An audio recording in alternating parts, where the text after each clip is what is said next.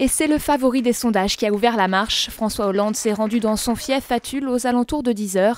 Le député maire de la ville était déjà très attendu. Il a dû se frayer un chemin dans la foule pour déposer son bulletin.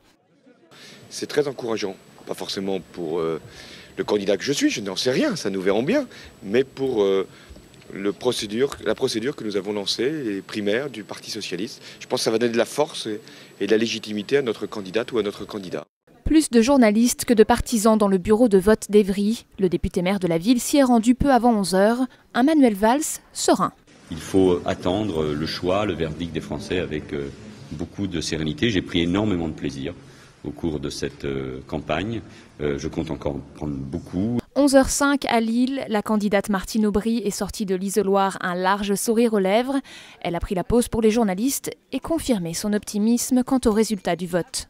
J'ai confiance dans le choix des Français. Je pense qu'ils choisiront le vrai changement, la candidate qui peut effectivement à la fois redresser la France et ramener la justice au cœur de tout.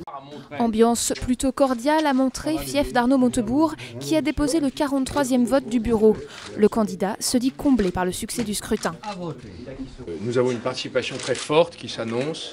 Donc le succès est déjà au rendez-vous. Nous sommes même submergés dans certains bureaux de vote. Donc ça s'annonce comme étant un acte politique fondateur. Le radical Jean-Michel Bailey s'est rendu dans son fief de Valence d'Agen. Pragmatique, lui pense déjà à la consigne de vote qu'il donnera pour le second tour. Demain, après-midi, je réunis le bureau national du Parti radical de gauche à 15 h. Nous étudierons les résultats et nous prendrons position.